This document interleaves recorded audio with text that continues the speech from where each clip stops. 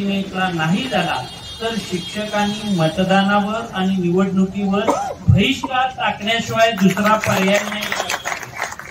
आणि इथं तुम्ही कचकाऊ धोरण कुणीही घेऊ नका, मग तो सर्वसामान्य शिक्षक असू दे नाहीतर खंडेराव जगदाळे सारखे अगदी शिक्षक नेते असतील। कारण मी जगदाळे सरांना पहिल्यापासून पाहिलेलं आहे। अनेक आमदारांच्या बरोबर बोलत असताना, मंत्र्यांच्या बरोबर बोलत असताना त्यांना सुद्धा काही आमिष दाखवण्याचे प्रयत्न झालेले आहेत, त्यांना सुद्धा फोडण्याचे प्रयत्न झालेले आहेत। पण मला माहित आहे, कारण जगदाळे सरांनी त्यांच्या पायाला जे काही फोड उठलेले ते त्यांनी विसरता कामा नये, कारण शिक्षकांच्यासाठीच त्यांनी केलेलं आहे। त्यांच्या हातून असं फुटाफुटीचं राजकारण होणार नाही आणि ते तसं करणार नाही। मला जगदाळे सरांना या ठिकाणी एकच विनंती करायची आहे, हा तुमच्या पाठीमागचा जो काही शिक्षकांचा लोंढा आहे तो असाच ठेवा। कुठल्याही प्रकारचा मेसेज आला तर तुम्ही कचकाऊ धोरण स्वीकारू नका।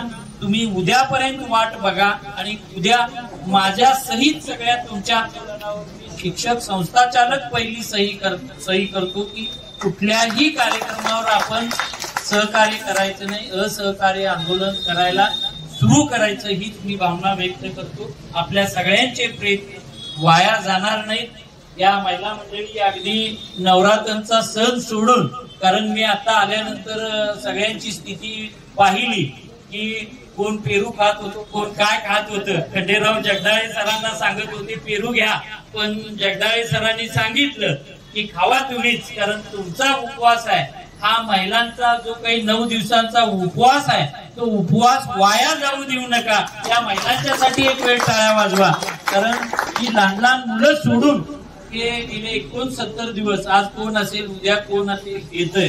आज सुद्धा मी माझी सगळी टीम, माझं महाविद्यालय बंद ठेवलंय, पण जगदाळे सरांनी हाक मला रात्री फोन केला, उद्या लास्ट आहे, सगळे पाठवा।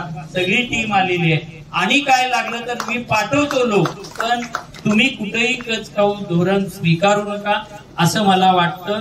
जगदाळे सरांच्या पाठीशी ठामपणे उभं राहा आणि जो काही उद्यापर्यंतचा निर्णय येईल त्याकडे आपण डोळे लावून बसूया।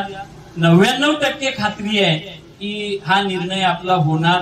अर्थात कुणाकडून अफवा येते, सूचित विषय आहे, सूचित नाही, यासाठी ज्ञानेश्वर म्हात्रे असतील, आचगावकर सर असतील, मी सुद्धा काल आमच्याकडे राज्यस्तरीय फुटबॉल स्पर्धेचं नियोजन शासनानंच दिलेलं होतं। मी ती शासनाची जी काही बाजू आहे ती भक्कमपणे स्वीकारली आणि त्याला मी काही राजकीय लोक सुद्धा मुद्दाम आणले की या राजकीय लोकांना कळू दे की संस्था असतील, शिक्षक असतील किती राबतायत।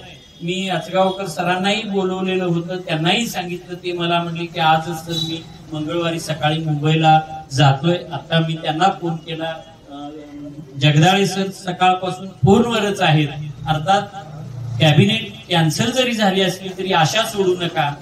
काही अंशी मुख्यमंत्र्यांची तब्येत बिघडली असेल, काही आणखीन काही त्याला धागेदोरे असतील, त्याच्याशी आपण फारसं खोलात न जाता आपण एकाच आशेवर राहूया की आज जरी बैठक नाही झाली तर उद्या 100% होईल। कारण काही सूत्रांच्या माहितीनुसार 13 किंवा 14 तारखेपासून आचारसंहिता लागण्याची शक्यता आहे।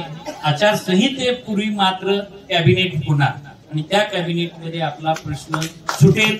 मला आणि जगदाळे सरांना मिळालेली माहिती अशी आहे की काही अंशी सगळ्याच शिक्षक संघटनेचा असेल, शिक्षक आमदारांचा असेल, पदवीधर आमदारांचा असेल की प्रचलित का टप्पावाढ हा मुद्दा थोडासा कळीचा मुद्दा बसलेला आहे। काही शासकीय जे सचिव लेवलचे लोक आहेत ते प्रचलित धोरणाला थोडंसं बजेट आहे नाही हा प्रश्न आहे। टप्पावाढीला मात्र सगळ्यांची मान्यता मिळालेली आहे, पण आपण असं गृहीत